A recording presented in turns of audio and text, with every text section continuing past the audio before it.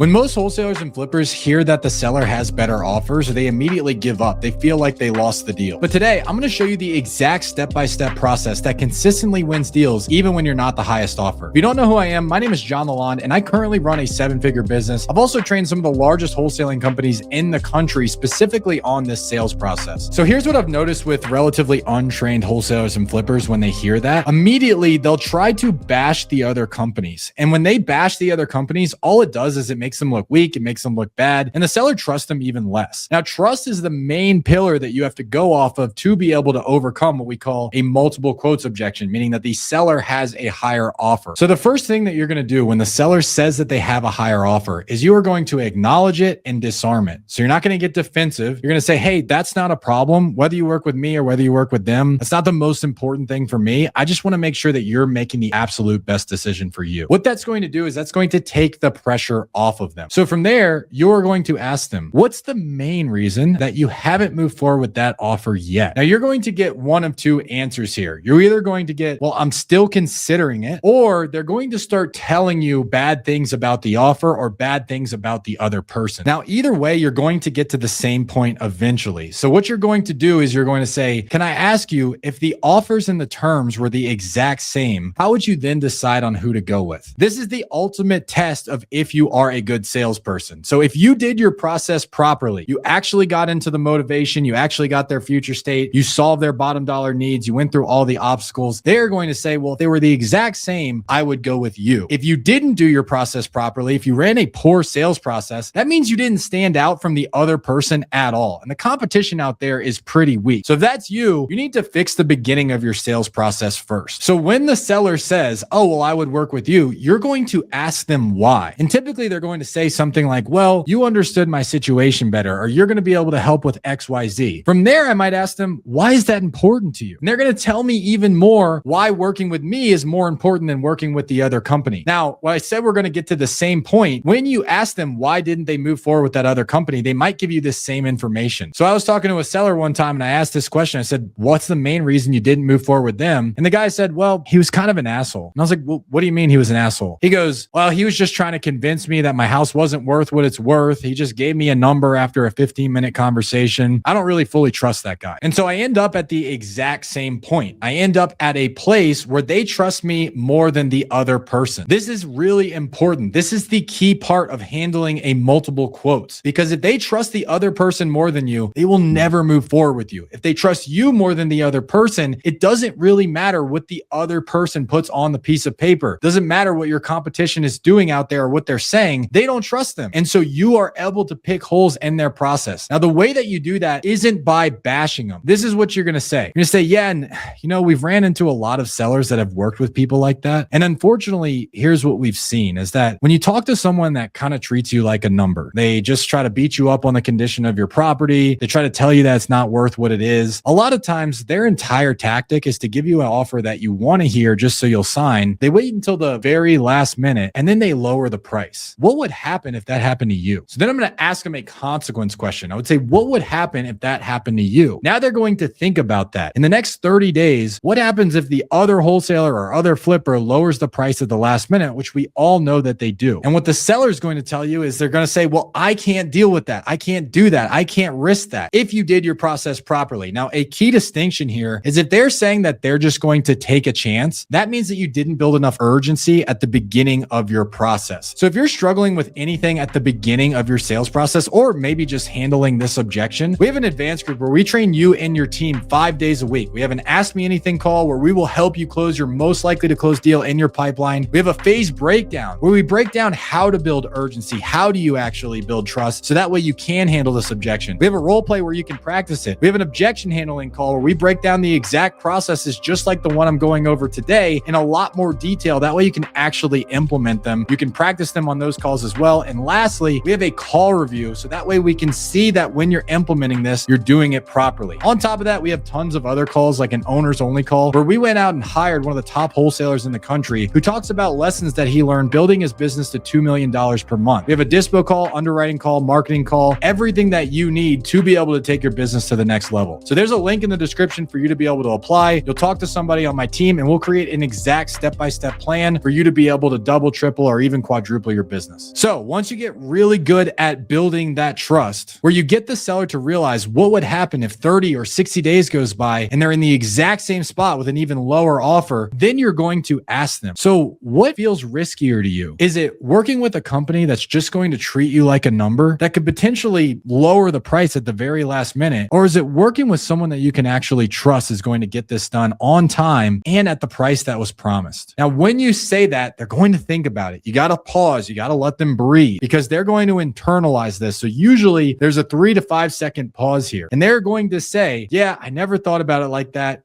It does feel riskier to go with them. I even go deeper and I'll say, well, why do you feel like that? I'll be like, well, because if they lower it at the last minute, then I'll have to start this entire process over. And my final closing question is, so what do you feel like you should do to put yourself in the best possible position to make sure that this is not only closed on time, but at the exact price that you need to be able to solve this problem? And when you do that process properly, you can close deals even when you're 20, 30, 40, 50K apart on price because you're leveraging the most important part of a sales call, which is trust. So if you like this video, we do new videos like this every single week. Make sure you like and subscribe, and we will see you guys on the next one. Bye, everybody.